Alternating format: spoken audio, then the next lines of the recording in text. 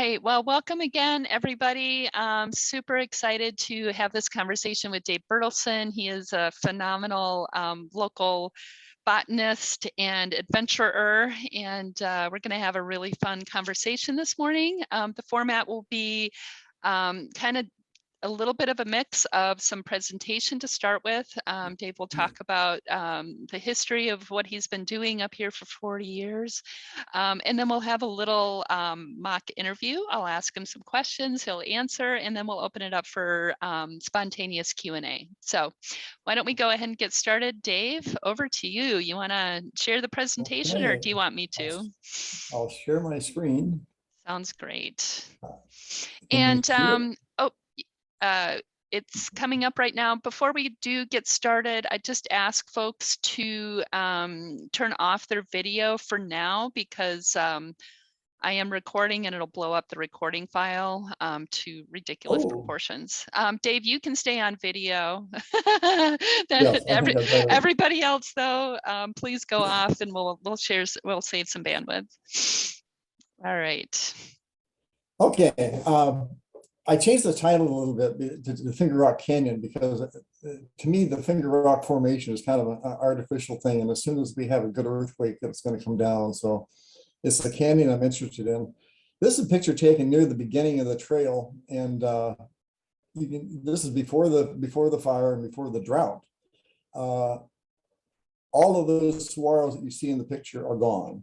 Dead to drought. This is the Finger Rock Canyon drainage, a map done by Jeff Belmat of he was with Park Service then. And the white line's the trail. It's 5 miles long and climbs 4,158 feet through 6 vegetative associations, and those are these shaded areas: desert scrub, riparian scrub, scrub grassland, oak woodland, oak pine woodland, and pine forest. This is what attracted me so much to the area, because you can actually go from the desert to pine forest in 5 miles. It's a tiny little sliver of the Catalinas, just 1,100 acres, and that's less than 6% of the, or 0.6% of the entire area. And of that, I've only actually explored 80 acres. And that's the trail and about 3.5 miles of the canyon bottom and several of the side drainages. I first started in 1981 in May and began my study in 1984. It took me a while to figure out what I wanted to do. And what I have essentially 5 1-mile long transects. This is the Mexican passion flower.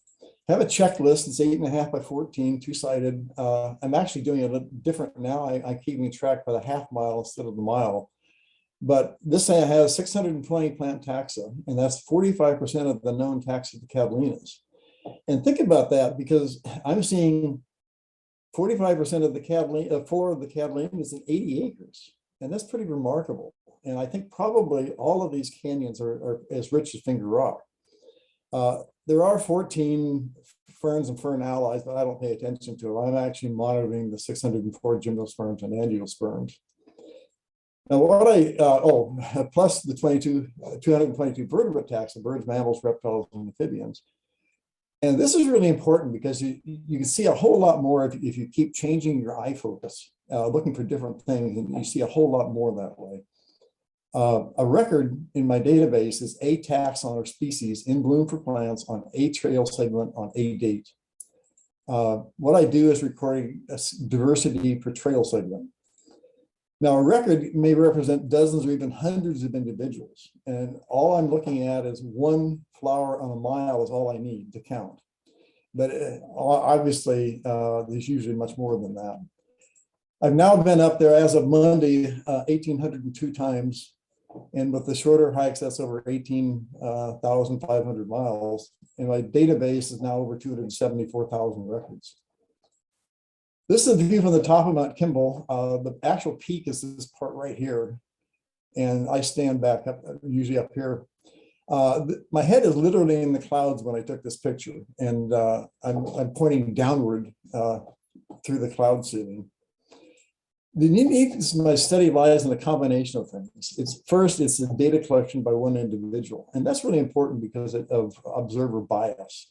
I may make mistakes, but I probably make the same mistake regularly. For example, a couple of species were misidentified by their barium, no less. And so I used the wrong name for years. It didn't matter because I knew what it was, and when I did find the right name, it was easy to correct it. Also, the elevation gradient of over 4,000 feet. The number of taxa monitored. Most studies are 30 or 40, or maybe a few dominant species. I'm looking at everything. And then the length of the monitoring and the frequency of monitoring. And then finally, the area, the actual size of the area actually monitored. Most scientific studies now are just these little plots of 30 or 40 meters. I think the one in the Catalinas, they had 33 plots, and they thought that represented all the Catalinas. I don't think you can do it at all. One of the hardest things is figuring out what things are, but then you have to remember. That's something like this Rusby leather pebble is pretty easy to identify. Although there's two kinds of leather pebble in Arizona. There's only one in the canyon. But I had to have a reason or a way to identify the common stuff, like all these different kinds of cryptantha and facilias and all these mustards. And so what I did was get a little notebook. It's 6x4, little ring notebook. And I put little pieces of plants in it. It started well, you can see in the dates, March of '84. And on this particular page, by the way, all those names have changed, so you got to keep track. But I make notes, like note the great variation of leaves. You have a leaf like this, and then this linear leaf. And I noted that even on the large plants, they can have these grass-like leaves.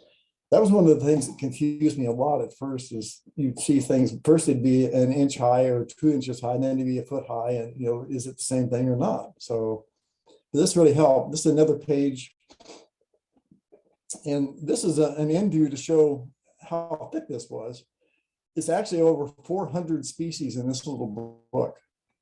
And I don't know what I would have done without that for the first 4 years. I carried it with me at every hike, and a rubber band around in a plastic bag.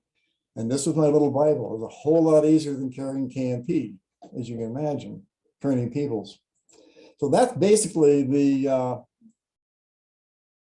now how do I get back to? So you want to unshare, but I'm going to go ahead and share your other presentation. So I'll just take over. So there we go. So I am now sharing a phenomenal compilation of slides that Dave has put together over the years. And we'll just sort of flip through some of the slides as he and I go through the interview portion of this talk, just so that you have some visual candy to enjoy. You can see the difference in some of these earlier slides of the different different types of environment that he was talking about before. So Dave, talk to me about what drives you. You've been doing this for 40, how many years? 41 years? What drives you? What keeps you going? Curiosity. I sometimes say curiosity is a cruel master, but I don't know what it is. It's every time I go up there, it's different. It's never the same. I always see something new that I've never seen before, and it's just an astounding area. And I was interested initially in just seeing what kind of changes were going on. I just read Thoreau's Walden. He's talked about a flower calendar, and I found out that's not very good here. It just doesn't work. But it got me looking at things, and then the more I got interested, the more I knew, the more I was just drawn. I've been called OD or OCD, but I don't think that's what it is. It's just I'm literally drawn to this canyon, and even after the fire, it still feels like home. It's always felt like home. So I don't know. I love it. That's a great answer. Thank you. As you look back over the decades, are there things you wish you would have done differently? Yes. Well, a lot of things, it's interesting the kind of criticisms we've gotten when we publish papers. One reviewer, for example, said, "Why didn't I keep track of everything I saw?" And I said, "Well, first, think of how many plants you'd have to keep track. It was impossible. They had no idea of what I was doing." But I just kept at it, and I've lost my train of thought. What was your Anything question else? again? Anything else I was you would have looking. done differently? Oh, see, what I was doing was looking at that picture. That slope was interesting because when I took that picture, there were 44 different species of grasses on that slope. Now, since the fire, there are 6 native species. Everything else is Lehman love grass and any Pogons and Corydes. So every time I see this picture, I think, oh my God, it's changed. So anyway, And which fire are you referring to? The bighorn the bighorn or fire, the aspen? Oh wow. Okay. yeah. That's Aspen fire didn't touch Finger Rock. that's a remarkable change in just 2 years. Yeah. All right. Next question. Has there been a personal cost to your passion? I say no, because I would have been doing this anyway. I can't imagine a more fun thing to do. So I wouldn't say any. I mean, I've had a lot of physical problems and 3 rescues off the mountain, but that's not really a cost because I would have been doing that anyway. Life is, when you live life, there's things you have to do, and this is just part of it. I'm just lucky to have this kind of a place that I can go to all the time. I didn't ask you this ahead of time, but as I'm thinking about it, when you were in the helicopter, were you able to look down and get a different vantage point of Finger Rock Canyon, or were you strapped down and not able to? I wasn't in the helicopter 2 of the times. I was actually tied in a stretcher, dangling from a 50-foot rope under the helicopter. Oh. Because the helicopter couldn't land and they had to lift me off the side of the mountain literally twice. But I was able to look over. It's just amazing to see it from the air.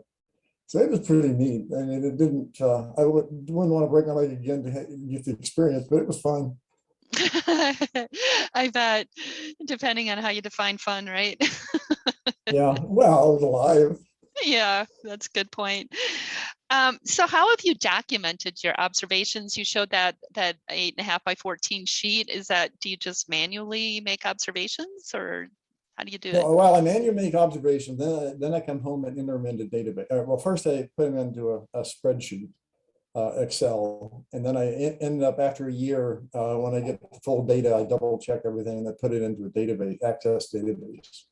So it's pretty readily available, and you can use it more.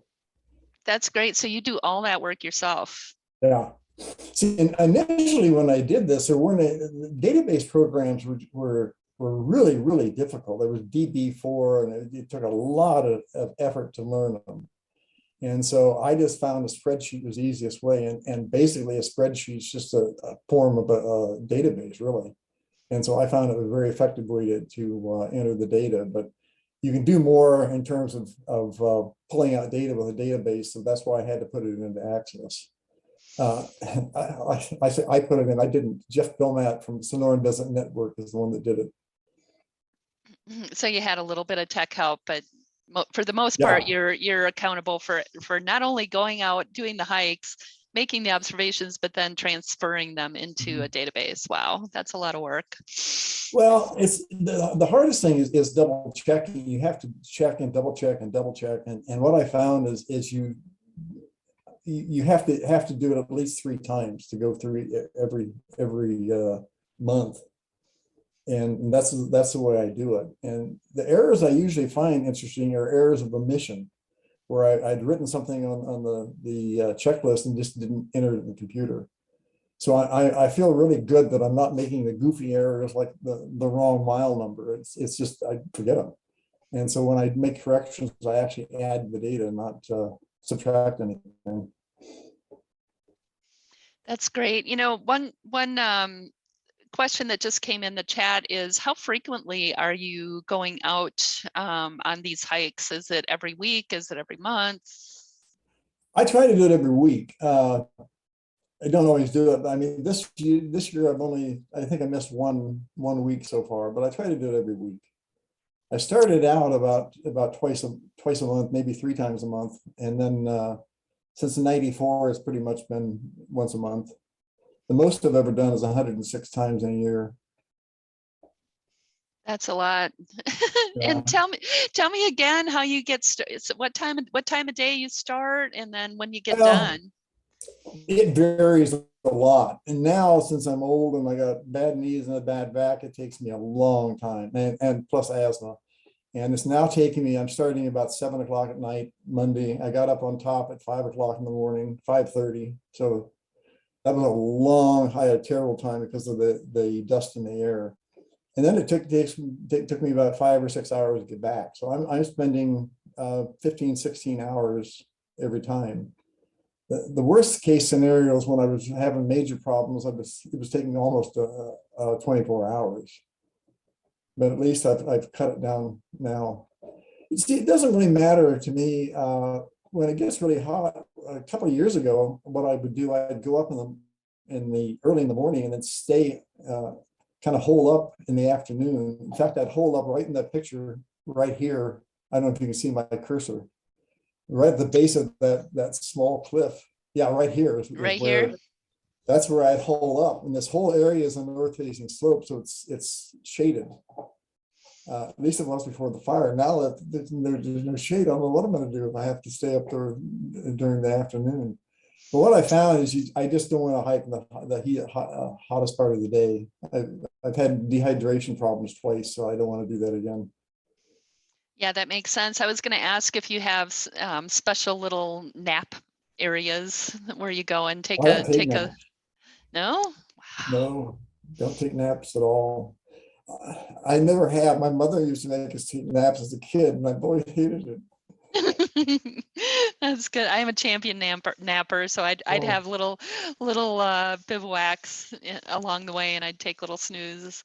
But well, somebody, I anyway. won't say who, would call it the hike of death because Oh, because it was at night and we never stopped. He wanted to stop and sleep.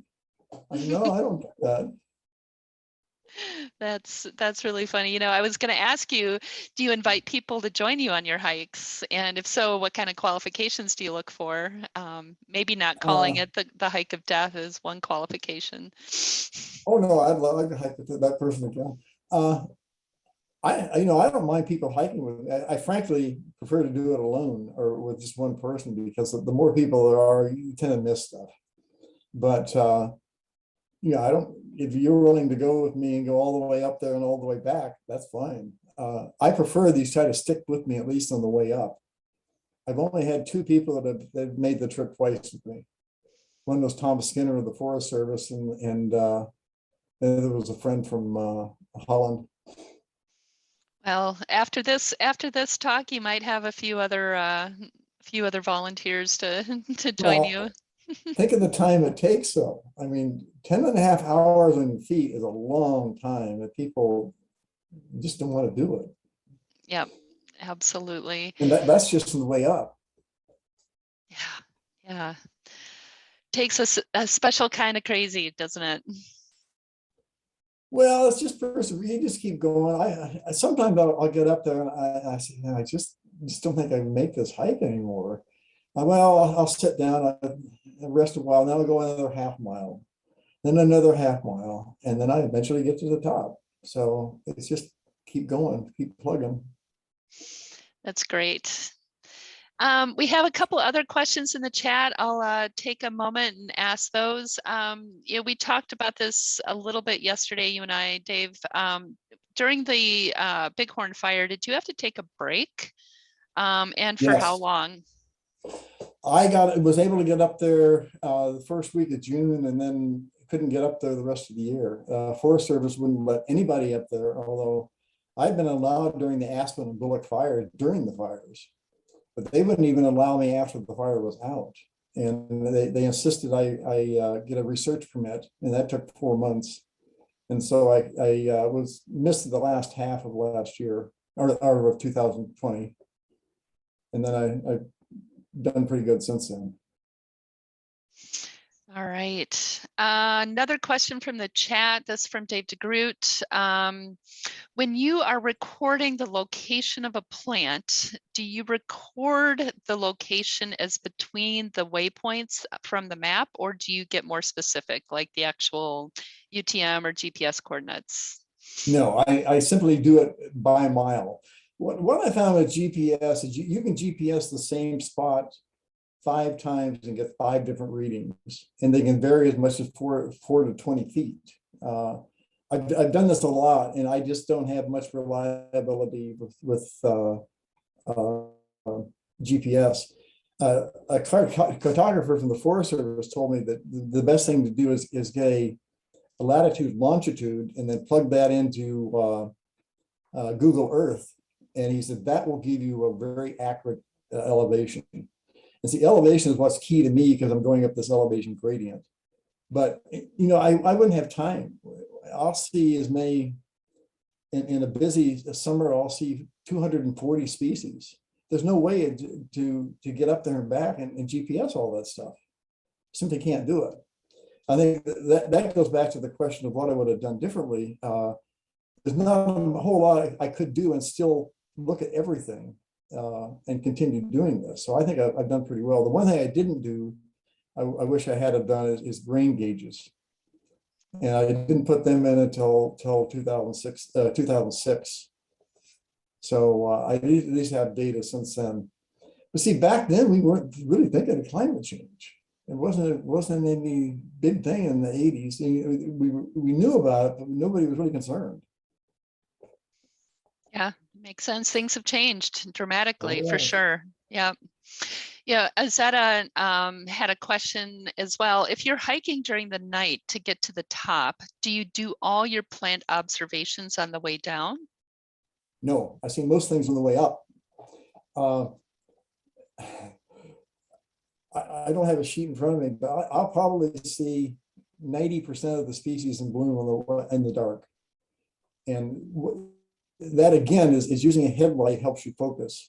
And I just keep scanning and back and forth and looking up and down. And it's amazing what you can see. And I swear that some of these plants yell at me and say, hey, look at me. Because I've walked by and looked down and see a flower that's 3 millimeters in diameter. And how on earth did I see that? I kind of amaze myself. And I think of what I'm seeing is color. I'm picking up little flashes of color. And that's what I focus on. I'm not sure how I do it. But Tom Van Deventer said I have a really, really good eye for plants. I know if I've seen something before. And I think the main thing is you just keep looking. At night is actually easier because of the focused light. That makes a lot of sense. Yeah, I get it. Well, Yeah. one of the things, some species are not blooming at night, of course. And a few are impossible to determine. A lot of them, I can just look at the buds and say, oh, that'll be open in the morning. Like the Malvasia, for example, a Boutilons. If the bud has maybe 3 to 5 centimeters of petals showing, it'll open that day, no question. But then there's stuff like Evolvulus, blue eyes, that I have no idea if it's going to open or not. And then there's some flowers that bloom at night and they're wilted before I see them. But I will count a wilted flower that obviously bloomed that day. Justicia longi is an example of that. It used to be called Sabana glossa. I don't know if you know that species. I do. Yep. We've seen it a couple times. I do have another question for you. This one's from Peggy. How far from the trail do you identify things? Do you go like 20 feet on either side, or just whatever you can see from the center of the trail? It's pretty much what I see from the trail. I say I actually focus on 30 feet on either side of the trail, and generally I can, give me back up one more step. One of the most important tools I have that I didn't get until probably 20 years ago was a pair of close focus binoculars. And I've gotten with a bunch of butterfly people and I thought, oh my gosh, this is incredible. And with close focus binoculars, it's amazing how much you can see. So 30 feet is about the most I can see. But honestly, most of the stuff I'm recording is within 3 or 4 feet of the trail because that's just the closest. If I see an agave blooming, I have two species of the big agave sensory plants, but I can tell them a quarter of a mile away what species they are, so I can count them. So I say I count what's viewed from the trail, but it's actually much more limited than that. Sounds good. I've got a couple more questions in the chat, but I think I'll move on to one of my other questions here. Oh, yes, here we go. What kind of feedback have you received from scientists who are using your data? Well, I think I've published now, or well, with other scientists, 12 papers. Mike Crimmins was the first person that heard about it, and I was at a BLM meeting, and Mike had given a talk, and he said, what we really need is some long-term data so we can know what's happening. I said, well, I have 20 years. And Mike said he actually fell out of his chair.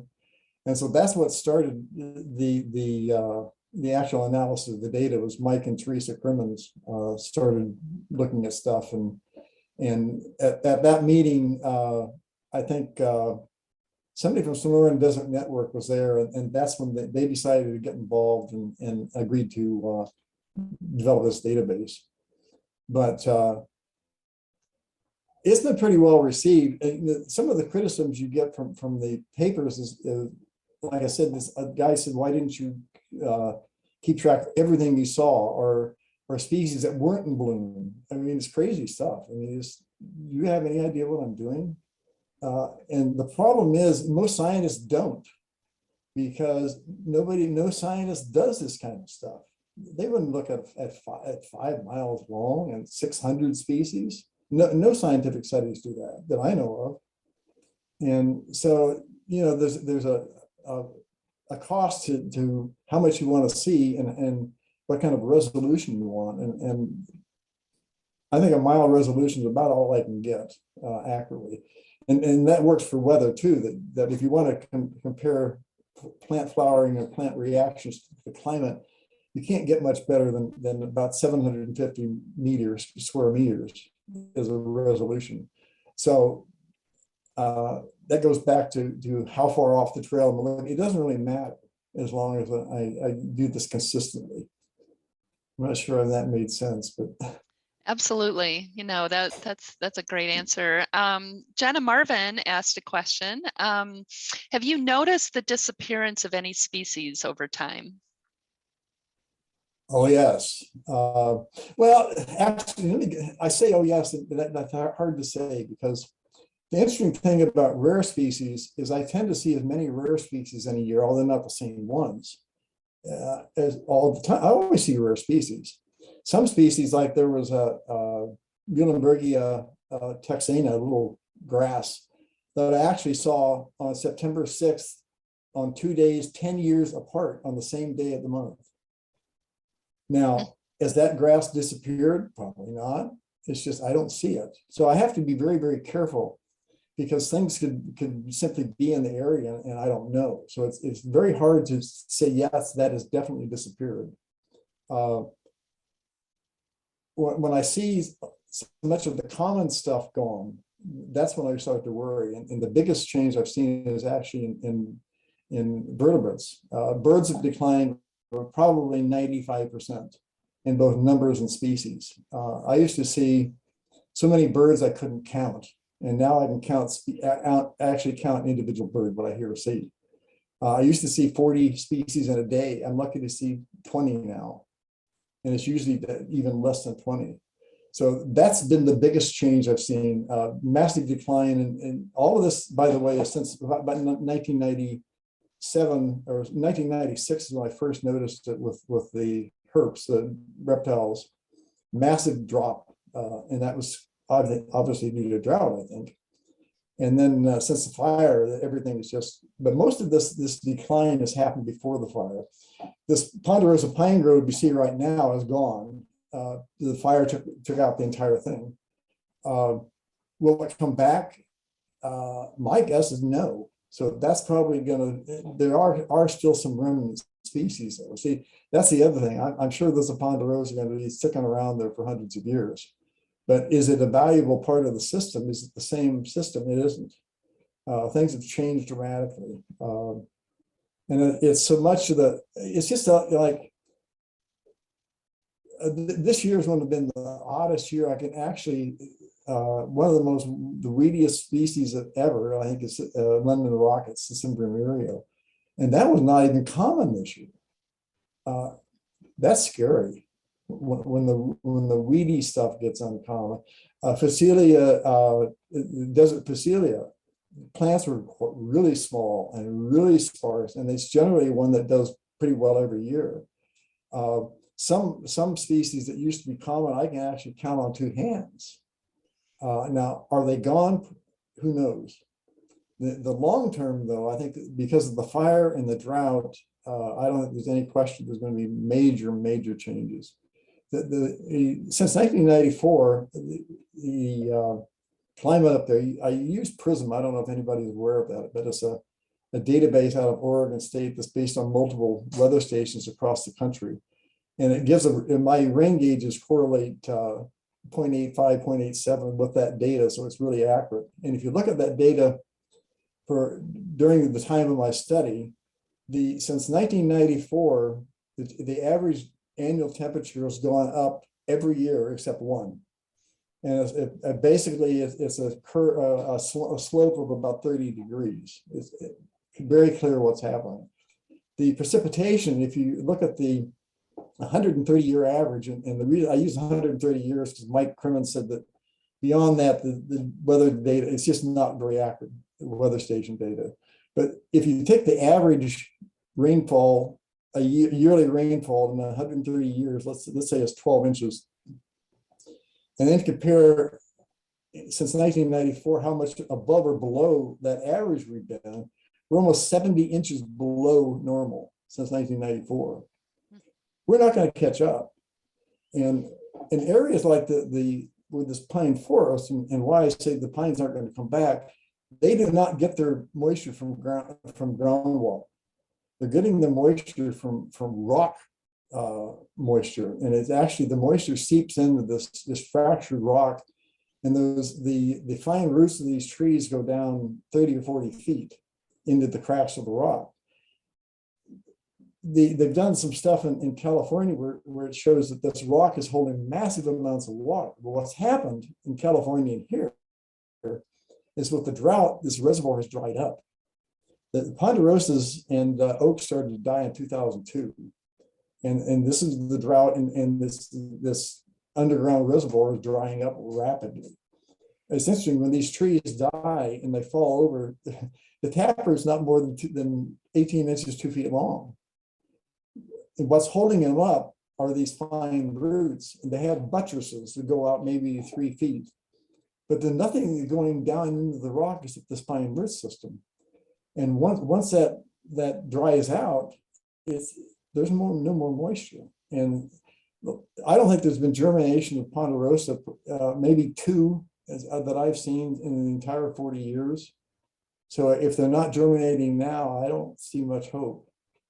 A lot of stuff's going to come back and after the fire, like oaks, but you're going to have scrub oaks for 100 years before you have trees. So it's going to be really different. I got way off the topic there, but it's hard. People say what's changed, and everything's changed, and yet I don't know how to really describe it sometimes. I miss individual trees. Yeah, and that's the benefit of this kind of conversations. We can have a conversation. Sound bites don't really give you the whole picture in my mind. I want the backstory. So thank you for all of that. I don't know if you see It's my cursor, good. but I actually saw a turkey sitting on this branch one time. I cannot see your cursor because is it this branch here? No, it's this one over to your right. No, keep going. All right, you passed right there. No, back. Here? Down. No, down next to that one. Wow, a Big turkey. Sitting right on that branch. Amazing. That tree's dead, of course. So a little different question away from the plants, but Karen Vandergriff, who is a wildlife interpreter out at Sabino Canyon, she asked if you've had any dramatic encounters with wildlife. I know you've got at least a couple stories. Depends what you mean by dramatic. I've met mountain lions 4 times. Well, actually, I only met 2 of them up close and personal. The first one was up on a boulder about 20 feet up in the air, or 20 feet away, and I guess the boulder was only about 10, 15 feet high. And it was crouched, his tail twitching back and forth, and I ended up throwing a rock at it to scare him away, but looked back for well over a mile. The second one, I was up above Linda Vista, about 5,600 feet, and scared a jay off his roost, a Mexican jay, and it was fluttering through the trees. This mountain lion came bounding up this slope, full tilt, a fairly open slope, and then just stopped dead 10 feet away from me. He sat down on his haunches and started bobbing his head. What I find with foxes and stuff is a headlight throws them, and they're trying to figure out what I am. And he just sat there, and I just leaned over and said, hello, and I just turned around and left. And then the third one was up on the top of a cliff. I thought it was deer because the eyes are about the same distance apart. You can pick them up with your headlight. And so I snorted like a deer. And all of a sudden, this thing started running along the cliff, and I turned on my really bright flashlight, and oh my God, it was a mountain lion. And this thing started running down the cliff. I mean, I don't know how it was doing this, and I don't know what possessed me, but it was about halfway down. I started barking like a dog, and it stopped and went back up. So, I wasn't scared. I still had to look around for a while, but they're not any really big danger. But I don't think there's any real. I've had some really neat things that I've seen. It's just kind of hard. I've seen peregrines catch swifts out of the air. And one time I saw a peregrine dive from the top of the cliff. I was with a couple of gals from that I worked with. And I saw this male peregrine on top of the cliff. I said, look at him. And he leaned over. I said, he's going to dive. And there were about 60 swifts flying around, white-throated swifts in the canyon. They fly about 60 miles an hour. And this peregrine dove, and I don't know what his speed was, but he dove into the middle of the canyon and then reached up and grabbed the bird out of the air. And it was like he was after a specific bird. I mean, it was the most amazing thing I've ever seen in my life. And I've seen peregrines catch things now 3 times. It's just astounding. I've also seen peregrines mating. I think that's pretty astounding. But everything is just amazing. You just don't know what you're going to see. I once watched. I was actually thought I was going to in serious trouble with dehydration. But this was after the first time, so I knew I was in trouble. And so basically, what you have is you can't drink. You're sweating heavily. Your heart's racing. Your clothes feel tight. And I said, "Well, I'm in trouble." So I found a place to sit down by the bottom of the canyon, and I'm really in serious shape. And there was barely water enough to I could soak the rag and cool off a little bit. But I was starting to panic, and my heart was just racing. Then all of a sudden, I saw this black-necked garter snake, and he was under a crack in the rock. And all of a sudden, this little young red-spotted toad hopped by. He jumped out and grabbed it. Oh my gosh! And then went back in the crack and ate it. And I sat there and watched him pick off 4 red-spotted toads. And in the meantime, I completely forgot about everything. And I thought, well, I'm all right now. Waited until it darkened and walked out. But I swear that snake probably saved my life. That's a wonderful story, Karen. I hope that's enough drama for you. There's probably more drama, but those are pretty dramatic. It depends on what drama it is. I once saw a what was it? Yeah, it was black tail night catcher feed a grub to a mate, and it was obviously a mating ritual, because he got in front of her and was fluttering his wings and had this little grub in his mouth. And it was interesting how she just preened or turned her head back and forth, and he fluttered his feathers, and finally he handed it to her. See, I mean, that's just astounding to me to see that kind of stuff. So I also saw a king snake kill a Gila monster, which was the first record I think that's ever been known. Wow. Cecil Schwabe asked me why I didn't rescue the Gila monster. I said, well, the common king snakes are actually rarer in the canyon than Gila monsters, so I was rooting for the king snake. Wow, that would have been quite the sight. I But would have. it was interesting. Let me tell you a Yeah. little bit more about it, because what I didn't realize is that sometimes snakes aren't just ambush hunters. This thing was actually stalking this Gila monster, because it was in a fairly an S shape, and then would move up, so it was almost a straight line, and then stop, and then eye on the Gila monster, not doing much, and then it would pull the body up into an S shape and then move forward again, and did that several times until I shined my light on the Gila monster and it jumped, and that snake just ran. I mean, he was literally stalking it. I didn't know snakes did that. Fascinating. That's the kind of thing I would spend hours just watching too. I'm sure a lot And of us on this call. how can I ever get tired of this place? Yeah, absolutely. A little shift in topic. Christina Brooks asked, have you seen any, or what kind of changes have you noticed in the number of other hikers you see on the trail? Do you see more people going off trail, leaving more trash, being more respectful? Any change in human behavior? The worst thing that's happened is runners. Runners are absolutely have a destroyed trail. They make new trails all over the place. That they're extremely destructive. Uh, that's my personal bias. I met somebody, a guy that worked for the Park Service, not in this state, and he said that's the case all over the country, that runners are a real problem in terms of keeping them on trail. But then they don't go off trail very much, but they cause trail braiding, and they generally go on the downside, which is more heavily eroded. And so there's a lot of extra erosion because of runners. And that's only been in the last 5 years.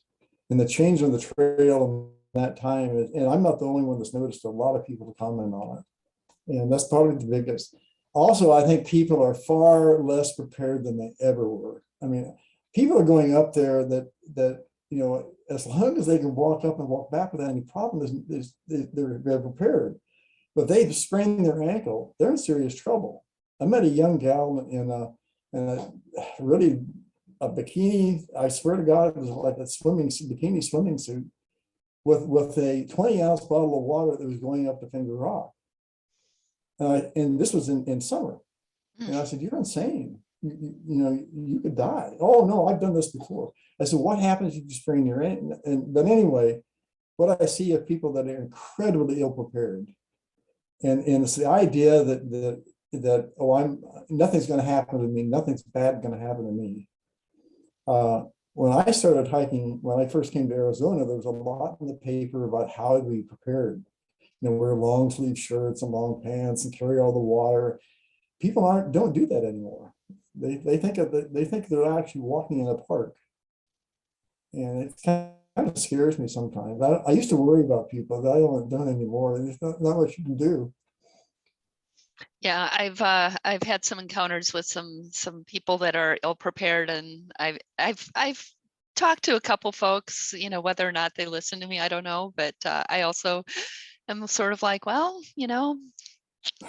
whatever. Well, I can't rescue the world, but if they are in dire need, I will help them, of course. But what's frustrating to me it's though is that frustrating. Yeah. even though I'm prepared, I've been helicoptered out of there 3 times. So Yeah. things can happen. And no matter how well prepared you are, things can happen. When I broke my leg, they actually said I was the most prepared person that ever hauled out of the mountain, which made me pretty happy. But that was because I had a cell phone with me. I knew I had reception where well, actually there is a dead spot, but I knew where I had reception. The biggest or the other thing is I had the belt or the front of my belt so I could reach it. If the belt had been in my pack, I couldn't have gotten it because Mhm. my leg was broken at 3 places and I would have passed out again. And so it's not just having the right stuff, it's also being able to get at it. So I don't think you can be too prepared on a pack. Like the pack I carried up Monday, I had 6 liters, 3 jackets, 2 hats, 2 pairs of gloves, 2 cell phones, plus a satellite beacon, uh, a spare headlight, spare batteries for a headlight. You know, redundancy is really important if anything happens to me, but people don't see that anymore. It's a totally different. Yeah, the master our master naturalist chapter is also doing some hiking as a group and talking a lot about preparedness and what do you take and how do you make sure that you're not that person. So that's a really good message. I just remember, Dave, when I met you on the trail, I should have started with this. I was looking at I don't even remember what the flower was, but it was yellow and you were coming down and you said, were you just looking at that flower? And I said, yes, I think it's a blah. And you said, no, it's a whatever the real name was. And I said to you, do you remember what I said? I said, are you No, sure? I said, oh, I said, are you sure? And then you said, yeah, I'm sure. I said, you wouldn't be Dave Bertelsen, would you? He said, yes, oh, I am. it wasn't a flower, wasn't it? The dried sepals of Ipomoea I think you're right. heteracea, Yes, Ipomoea heteracea, yeah. I think you're right. Yeah, but the first words out of my mouth to you was, "Are you sure?" about a Oh, plant. That's pretty funny. Not to see, be too. when I see somebody looking at something, I always want to know what they're looking at because I may have missed it. So that's always a good thing for me. Yeah, that's great. A couple more formal questions, and then we'll get back to the chat and open it up for other people to engage with you. Let's see here. Oh, here's a big question. What advice might you have for budding amateur botanists? I loved your notebook. That's something I'm going to start doing. But any other advice? There's a lot of amateur botanists on the call this morning. Well, the wonderful thing here is the University of Arizona is willing to identify things. They bury them.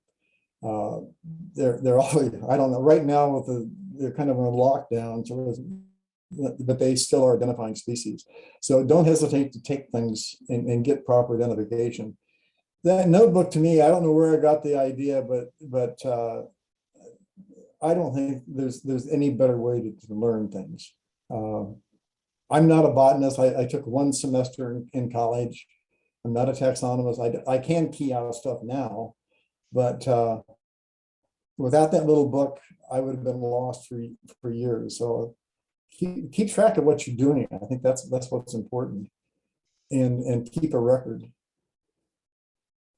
Yeah, that's great. That's great. Final formal question for you. How is your work going to be carried on into the future?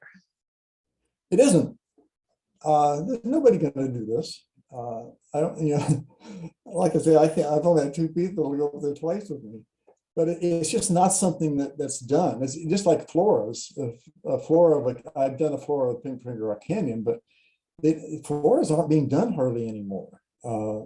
In fact, the botany has now become this molecular stuff, and what I'm doing now is simply I don't think it ever would have been done, but I don't think there's any interest in this kind of stuff at this point from the scientific world. They want to, there's an awful lot of interest to try to tie everything into climate change, and I think that's well and good. But the problem is that we're under kind of an illusion to think that we have high resolution data on climate and vegetation. We don't. Even though I have fairly good data on the plant stuff in Finger Rock, high resolution, I don't think I'd call it that. And so it's really hard to figure out what's going on. But I think I also keep a journal and write down, after every hike, I write down some of the highlights of stuff I've seen. And since I just turned those over to the University Special Collections, and there's 4 or actually 6 volumes, 3,600 pages of journal and field notes. And there's a lot of stuff in there that's buried, but keep notes, keep track of what you're doing. I think that'll help you remember, for one thing. And just keep doing it. That's great advice. Excellent, thank you. I have one other question in the chat that I haven't gotten to. Dave DeGroot. Dave is a really interesting, passionate person. He's doing a lot of work in the Tortolitas, on the Tortolita Preserve, and I believe there's a BioBlitz that will hopefully be happening in, I want to say October, November. Dave, you can correct me if I'm wrong. But his question is, what are your thoughts about counting dead individual plants like barrel cactus in a specific area? Would you consider that to be a good way of evaluating the status of a species? I think that's something that's been missed a lot. I've seen a lot of stuff about how saguaro reproduction is doing great. They're not counting and taking, I don't think they're taking into consideration dead species. In Finger Rock, for example, in that first mile, since 2002, there's been at least 200 saguaros die in that first mile. I haven't seen more than what did I do? I counted several years ago. I think I counted 7 saguaros under 3 feet. And that means there hasn't been germination in a long, long time up there. They are not replacing themselves. And that's what worries me. So I think counting dead stuff is extremely important. It's just like the up in Finger Rock, there are 2 kinds of barrels. There's the typical compass barrel, and there's the hybrid barrel that's a cross between the California barrel and the compass barrel. And basically it has really thin spines and they're not recurved. But what's happening up there is the compass barrel has almost disappeared. And they're just dying like mad. But the hybrid is doing fine. So I think counting the dead stuff is extremely important, especially on these long-lived things. You know, how long is it going to take to reproduce? You know, saguaros, all these little plants we know aren't going to live. And so how many saguaros does it take to make one that's going to reproduce? I don't know. And so you need to start counting mortality, I think. That can be very difficult, but I tried to count mortality in oaks, for example. And up there, so because of a fire probably over 100 years ago, most of the oaks come up from root crowns, and each oak will have 3 or 4 trunks. But that's only one plant, so you got to be careful how you count. But like I think I've counted over,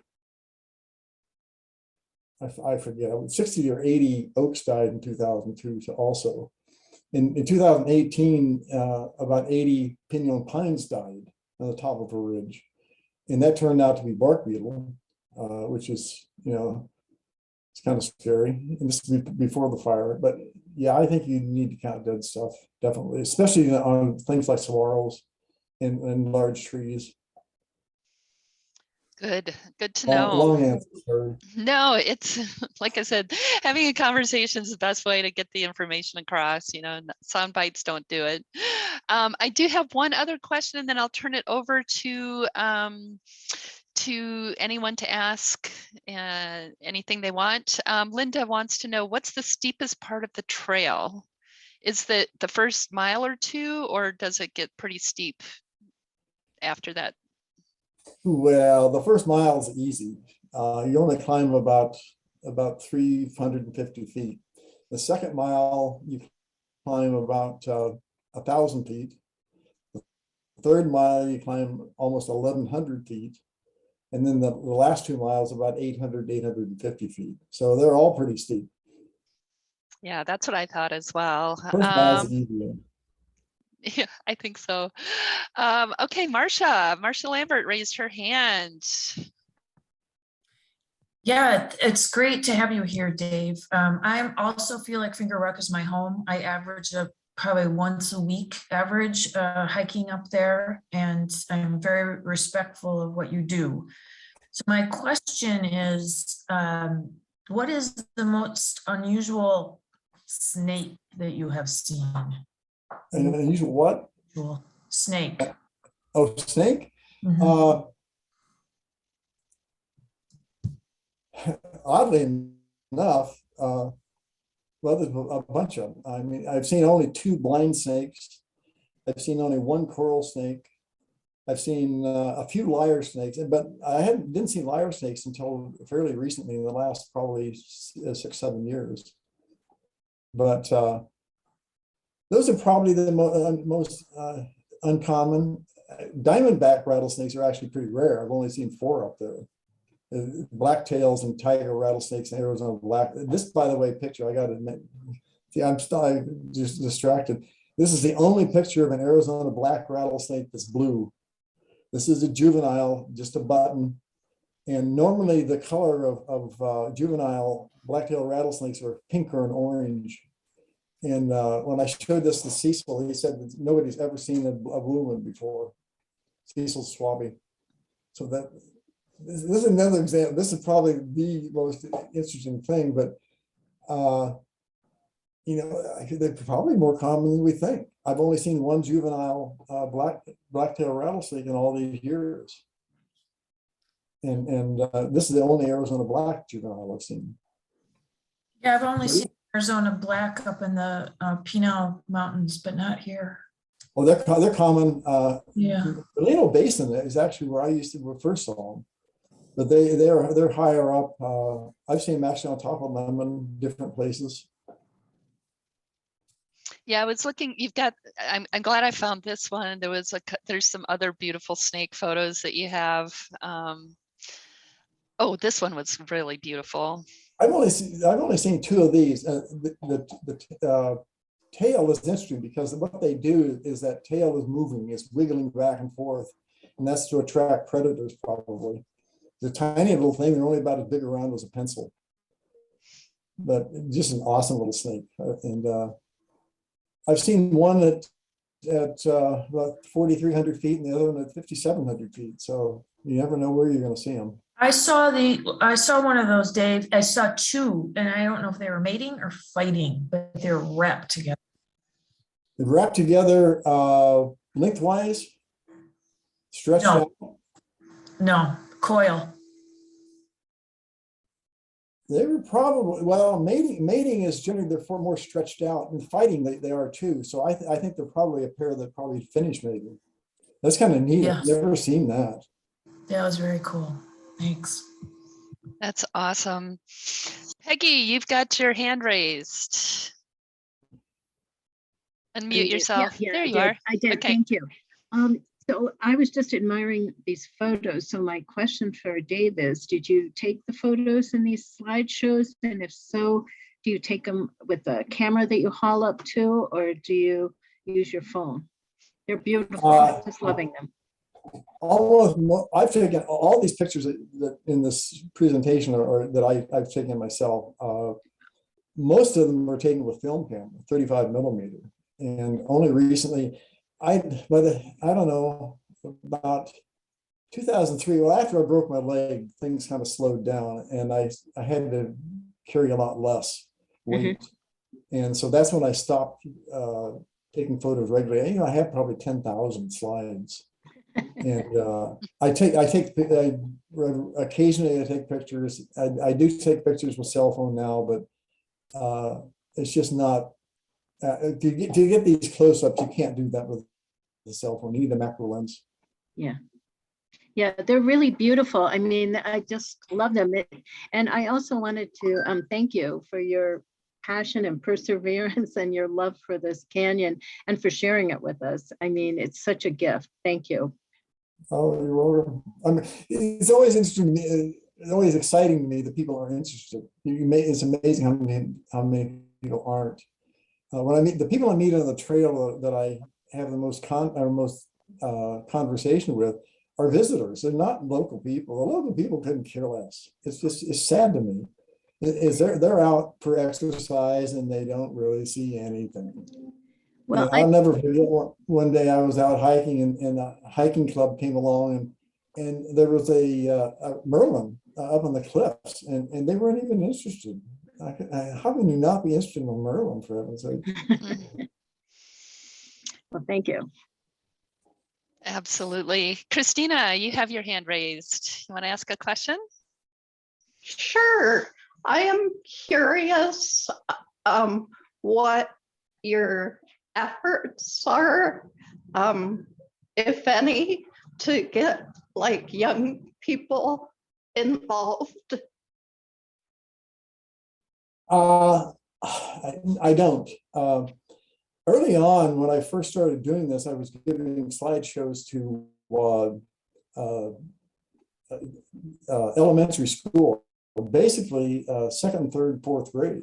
And that was because I knew teachers. And since I don't know any teachers, I haven't done this anymore. But they were amazing. I could actually, went into a second grade class down in on the southwest side, and I gave a second grader an hour-long slideshow, and they sat there through the whole thing. And the teacher said, I have never seen these kids sit still that long. But I kept moving things through, and they were just fascinated. Of course, the boys liked the snakes and the girls liked the flowers. It was interesting. But to me, that's the age. I wish I had more time to do that, because that's the age you need to catch them. Second, third, but by the fifth grade, which was actually my favorite grade, I think I haven't changed since I was 10 years old. But they become jaded by fifth grade. When I show a picture of the deer, invariably they would somebody in fifth or sixth grade would ask, "Did you shoot it?" You never get that from a young kid. They were interested in the animal itself. It was also, I show a picture of a damaged saguaro, and only fifth and sixth graders would you hear somebody laugh. So they're lost, but by 10 years old, it's kind of amazing. You got to give them really young. Well, you've got a lot of retired educators on this call, so who knows, maybe you'll plant a seed with some of our folks. We do a lot of work with the libraries and some of the different schools. So, maybe there's a future collaboration out there if you're still interested. I do have another question from Karen, who put it in chat. Karen says, we've had a good amount of broom rape this year in Sabino Canyon, I guess, or a bunch. Have you seen an abundance on your transects as well? What's the scientific name? Is that? Karen, you want to chime in? Yeah, it's Orobonke. Oh, okay, that's what I thought. Yeah, broom rape. Was a single plant in Finger Rock Canyon, and it was, I think, 3 years ago, and I saw it, and the next week somebody had dug it up with a spade, and it was gone. And you can clearly see the spade mark where they pushed the spade down in, and they killed the plant. It's a parasite, you can't live. But that's the only one I've ever seen in the canyon. Oh, that's really interesting. As I said, we had I hesitate to call it a bumper crop, but we really saw quite a lot of it. It's parasitic on the brittle bush, and it was just growing up in really large numbers along the tram road. So I was wondering if you saw similar there in the early parts where the brittle bush appears headed up toward Finger Rock. I wish. And the interesting thing that this plant was fairly far in, almost 3/4 of a mile in, under a mesquite. And so I'm not sure what it was feeding on. There weren't brittle bush nearby. There was I think it was Corsetti and mesquite, and that's it. So I don't know what it was feeding on. That's super interesting. Okay, well, thanks. Good to know. That's one of the things I find is that no matter how good the year is, there's always some species that do poorly. In a really, really bad year, there's always some species that do really well. This spring was probably the worst spring ever, and yet 2 species, an Arizona goosefoot and that's odd. I just lost the other one. But only two native species were common. But they were, I know it was a blazing star in Mencelia. And that was during the monsoon, and it was plants that were millions of plants that I'd never seen like that before. And normally the plants were a foot high, and this time they were a meter high. And this is one of the worst years ever, so you never know. That's why you have to go up all the time. I missed a question from Jenna Marvin earlier, asking if you've done documentation on any other trails or any other systems in the general Tucson area. Don't have time. What I did do is I was involved in the floor of the Tucson Mountains, so I did extensive surveys in the Saguaro National Park West in early 90s with the to do the flora. So that's the only other place I've done a lot of extra work, but that was only over about a 2-year period. Well, you should come out with Jenna and me sometime when we're out in the Rincons, kicking up those drainages. We just did Ernie's Falls on Thursday. It was wonderful. One of the criticisms, by the way, I've gotten is why aren't you doing 2 trails so you can compare them? I mean, I was working full time and doing that. I've probably spent that Teresa Crimson figured this out, well over 25,000-30,000 hours doing this. And I can't do another project. There's only so much you can do. That's right. I actually did do, I was starting to do Madera Canyon up to Mount Wrights, and I did that just 1 year. It was just too much. The drive down there and just too much time. I was working full time at the same time also. Yeah, Jenna, did you have any other questions you wanted to follow up on that one?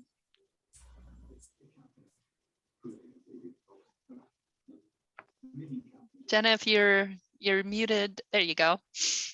Hi there, Dave. A couple of months ago, I ran into you on the trail.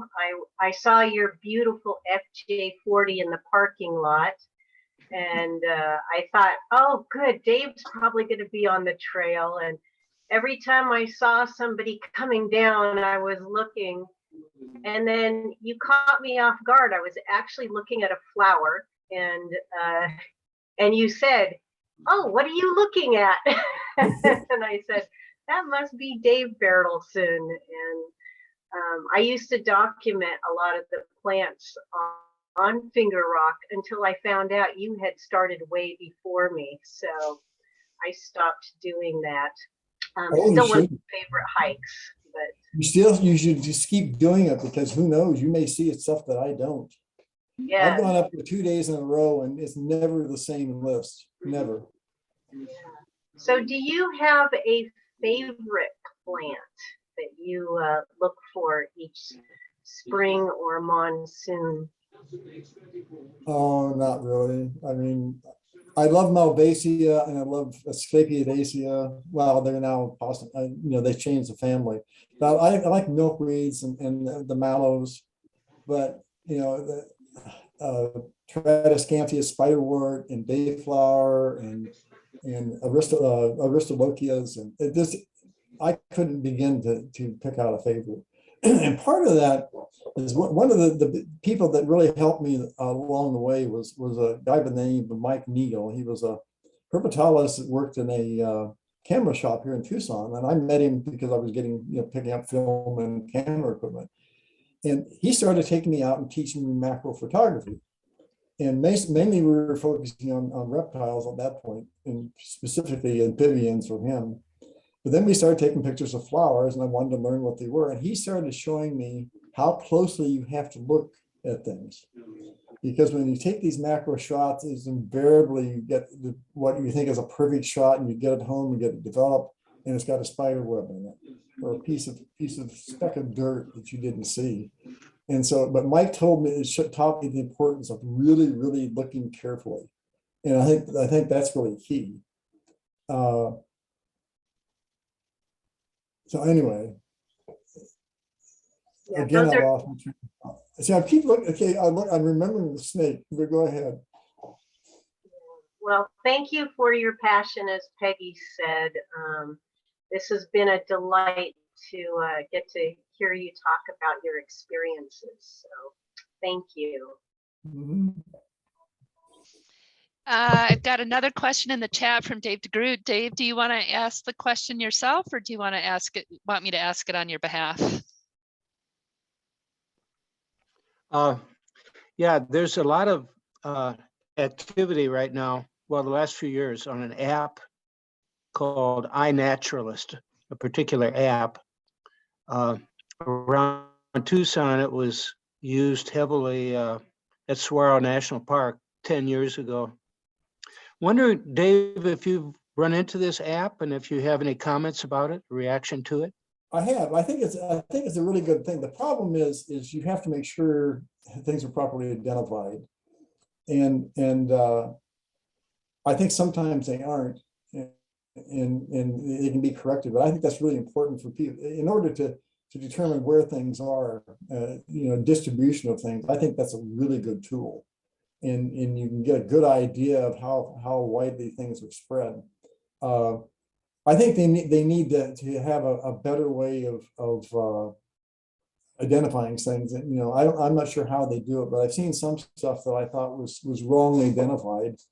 And I got in a conversation with one guy on south vessels, for example, and he said that a lot of them were because there were hybridization going on, and I didn't know it. So I think that's the only drawback. But I think just having the record, always go back, and the thing you can always identify something by picture, it just can't happen. I think the difference, I mean, just like Mediterranean grass or well, the two schismas, with Arabian grass and Mediterranean grass, you have to have a microscope in order to see the difference. And then you have stuff like Venus looking glass. It's a slit in the capsule. I mean, you're not going to see that in the photograph. So that's the drawback. You're not going to see fine-tuned stuff. But I think it's a very valuable tool. And if all it does is get people looking, I think it's worth it. I think that's, if people start saying, oh, this is important, I need to take a picture and turn this in, that's a good thing. Because that's getting people looking at the environment. I think that alone makes it worthwhile. Yeah. Okay, thanks. Thanks for your work, Dave. And Andrea, thanks for your moderation. Yeah, absolute. It's been an absolute pleasure. I'm wondering, do I have any other questions? Ooh, here's a good one from Kathy Sudano. Kathy, you want to ask your question? Or do you want me to ask it on your behalf?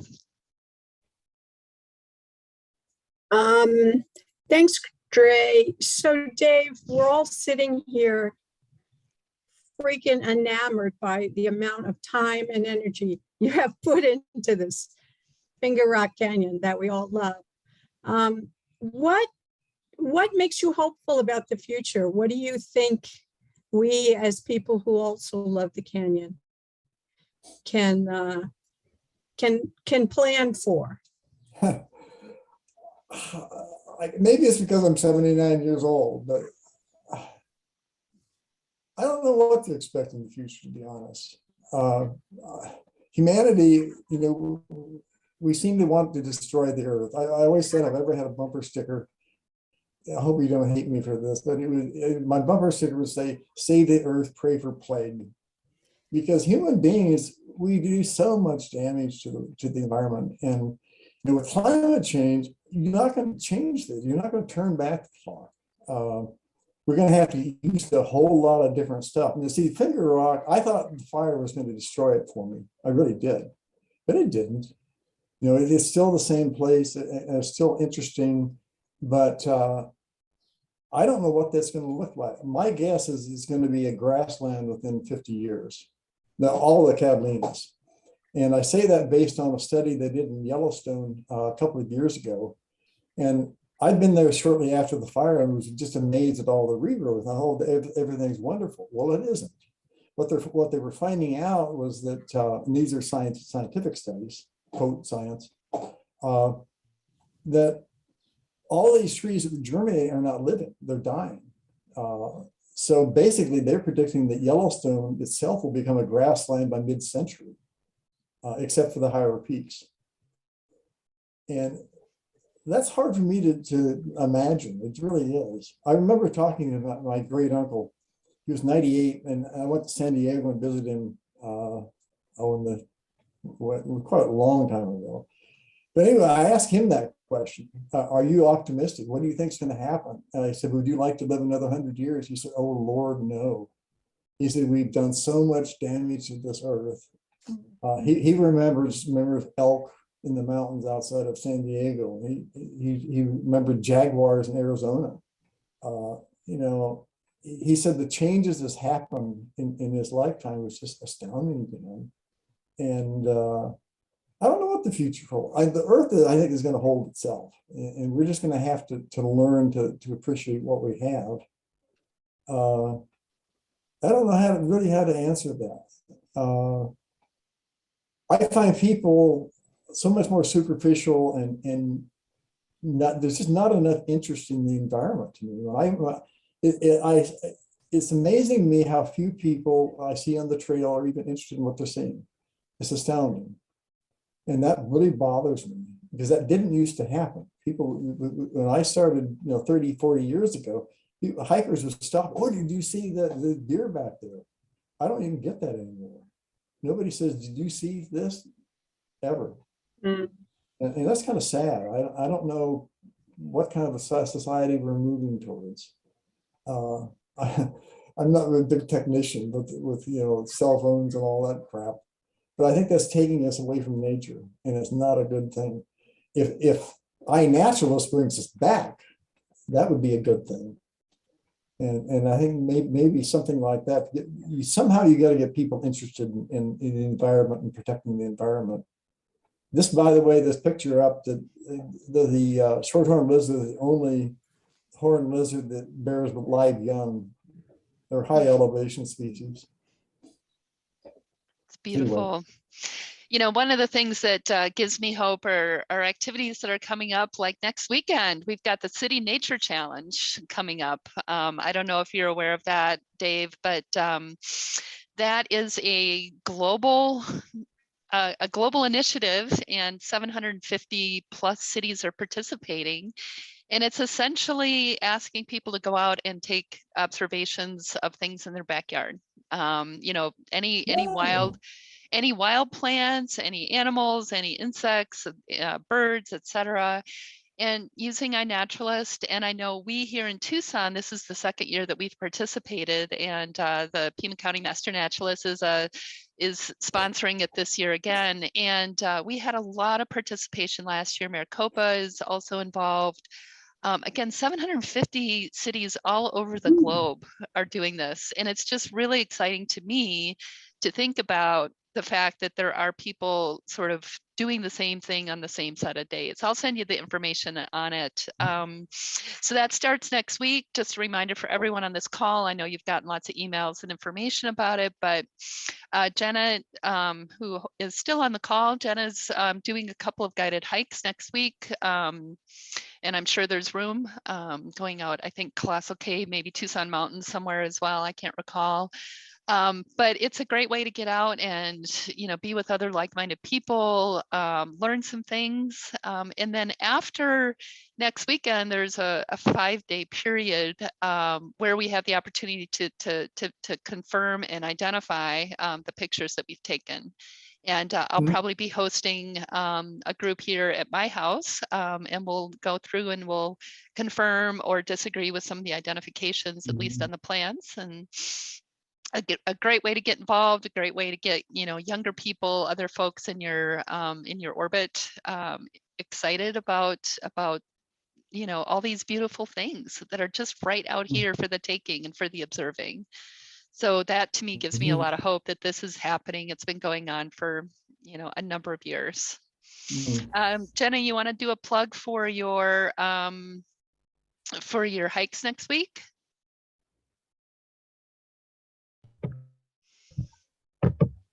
Okay, yeah, so Friday, I'm going to be at Sweetwater Preserve, not Sweetwater Wetland, so in the Tucson Mountains, and that's going to be at 7:30 a.m. on Saturday, or wait a sec, maybe Saturday Sweetwater, and Friday is Pima Canyon, both of those at 7:30. And then Colossal Cave on Sunday at 7:30. So people with no iNaturalist experience or lots of iNaturalist experience. We hope to have people out there documenting all the life we see.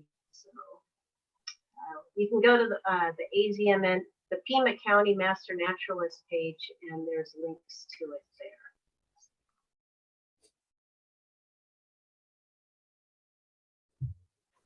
Great, thank you, Jenna. Well, I feel like we're starting to wrap up. I have this scheduled for another 8 minutes, count on 8. Any other questions? Anybody that we haven't heard from? Joan Calcagno, Jean Boris, David Allen, Vicki Edelman. You guys are quiet. Any questions? Aspen Green, how about you? Anybody? I don't have any questions. I just feel so honored to be here and to meet Dave and to hear all about Finger Rock. I've been up there several times. I'm just very grateful to be here. Thank you, Dre. Thank you, Dave, and everybody else. Thank you, Aspen, for letting me put you on the spot. Aspen's a potential recruit for a future cohort and a good friend. So thought I'd sneak her in. Anybody else before we wrap up here?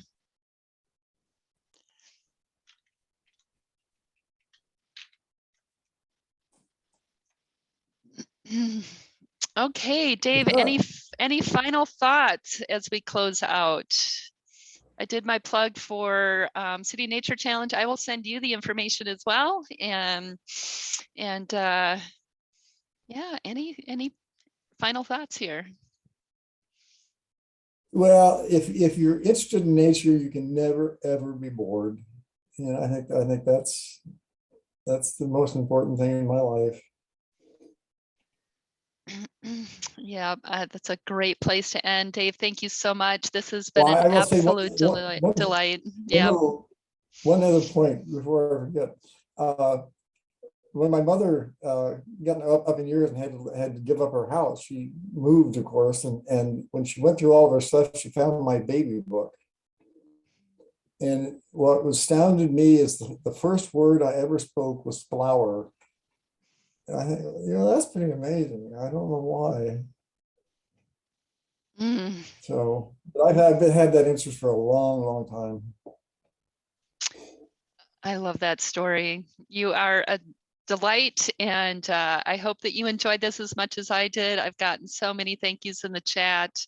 Everyone's very grateful to you and for you taking the time and sharing your wisdom. Oh, yeah. So yeah. All right. Well, if there's nothing else, we can end. Last call for thoughts. Otherwise, I'll bid you all adieu. Thanks, everyone. Bye, Dave.